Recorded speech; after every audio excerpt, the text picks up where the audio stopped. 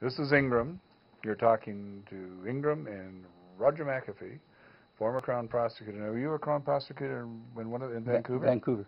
For Vancouver City? Yeah, Vancouver City, when it was under the Vancouver City Charter, not part of the Attorney General's Department. It was an independent prosecutor's office. Okay. Who was police chief then? I can't remember, but Stuart McMorrin was my boss as Stuart McMorrin. Oh, yeah. The Stuart McMorrin. That's yes, right. Okay. I have good and bad stories about Stuart McMorrin. No, Stuart. Anyway, my guest, Roger McAfee, I met him as a lawyer involved in a business deal, but he's been a defense lawyer, a Crown prosecutor, and he writes books on boats. Fantastic individual. Can't find his books. I had them here. Don't know where I put them, but that's okay. They're good books. And we're talking about the RCMP, the closed culture of the RCMP, the paramount thing to make them look good at all costs sometimes, and this has come up in a couple of recent inquiries. So let's get back to where we were. We were talking about the fact that they all gave what the general public would call lies or misquotes or whatever, but the video and all the witnesses said otherwise. Well, let's put it this way: they were less than candid with their evidence. Well, the fact that they apparently were planning on tasering him when they went out there, like a couple of kids who were saying, "Let's taser him." Yeah, that's part of it, and then of course the whole cover-up and the whole thing that went with respect to that. But here's a real problem. In our province, except for a few areas, the RCMP do all of the policing. Okay. Well, yes, in Victoria, Vancouver, Port Moody, Delta, West Vancouver. Yeah, they do. That's about it. Everybody else is the RCMP. And that's right. New Westminster has its own. New Westminster too, yes. And so now the corporate culture has to make the police look good as far as they're concerned, and that is at the top end of the force is what goes on. And so here is what really should be scaring people to death. It has been established that these people, that the police will lie to protect the image of the force. Yep. Now, they are giving evidence every single day in courts throughout British Columbia. Yep. And in other parts. Yes. And lying is a part of that corporate culture. Seems to be, doesn't it? Yep. Yeah. As a result of which, how can you trust anything that the policeman is saying on Ask Christy Clark. On a simple thing? You can't. Or let's put it this way: one ought to look at it with, really be careful. And right now, I understand they're talking about renewing the contract with the RCMP. Well, the only way to get rid of this kind of a setup is to don't renew the contract or enter into go back to termination BC contract. Provincial Police, like Ontario has in Quebec. Yeah, and go back to something else. And the rule should be that no RCMP officer who's an officer, or I'm not talking about a patrolman, but who's got the white shirt. Yep. No RCMP officer who's that or been longer in the force than 15 years should be eligible to join the provincial police force. You got to clean that mess out. I mean, it's just nonsense what's going on now. The sad part is, most of the line policemen, they are good at what they do. They work hard.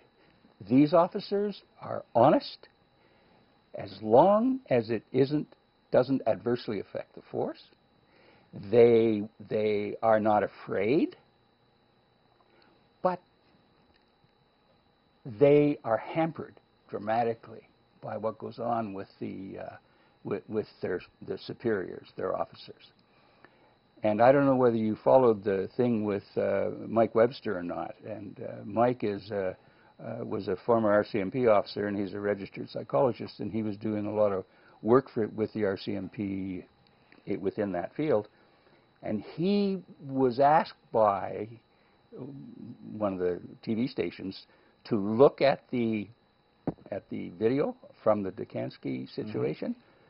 he looked at it, and then they asked him, the question, what do you think? And he said, terrible, should never have happened that way. And he just said what he thought. Well, we all know that he got a call from E-Division head honcho, BC, saying, well, there are a lot of people very upset. I don't know if we're ever going to use you again as, and part of our arrangement, da-da-da-da.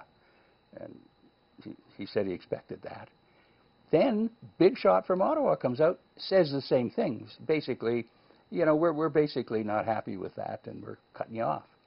Now, here's an independent professional. He's been a police officer for a long time.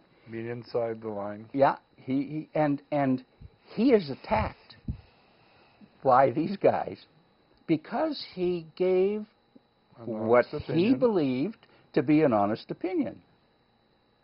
So when you have that kind of a situation going on, the police officer on the beat has a tremendous problem to deal with, because he doesn't know if he does something that that in somebody's opinion puts the force in a bad way, there's going to be a problem. Now, the RCMP have over the years been really successful in doing a lot of good promotional material. Every time you hear, policemen, they put their life on the line every time they go out. Well, since 1897, since 1897, between 1879 and 1994, that's 115 years, there were only 227 police deaths. How many have there been in the last 15 years? Well, because that's what you're coming up to, isn't it? It's difficult to say, but I looked at the memorial, police memorial. Yes. Was only 2 from 2009. Well, we got the 4 in Alberta. That was before. Yeah. Okay. Well, and that Alberta situation is something I still haven't followed it all through, but I have some difficulty. Here's 4 guys go out. And get taken out by one bad guy. Allegedly trained officers go out, and what's. But you have to look. There's that Los Angeles bank robbery, where there's a shootout, and there's something like 1,500 bullets shot by the police, and not one bad guy gets hit. Well, yeah. I mean, but again, I don't want to get into that. I understand. That's LAPD. Well, I am familiar with LAPD. Okay, a relative of mine was married to an LAPD officer, and the interesting thing was that I went down to visit, and I was at a social gathering where all these were only LAPD officers and their wives, and I was talking to the guys, and one of the guys said, the world is composed of 2 types of people, police and pukes. And I looked at him and I thought that was bizarre. Yet, remember a few years back with the Stanley Park 6? When, yes. I heard the same thing from a Vancouver police officer at that time. And I thought, this is really scary. Now, the interesting thing is you raised the Vancouver police situation. I'm going to make a comment about that in a second. You go ahead. I wanted to know, because what happened there is 2 guys were terminated from the force and 4 were kept on. I wanted to know what had happened after that. So I sent off an email to the VPD. This is either between Christmas and New Year's or just before Christmas. The next day I got a response. And I wanted to know whether the 2 guys who had been dumped had ever been reinstated, and whether the 4 were still with the VPD, and had they been promoted. The answer came back. The 2 were never reinstated by the VPD. The other 4 are still officers. They're still constables, bracket, no promotions. I'm going to take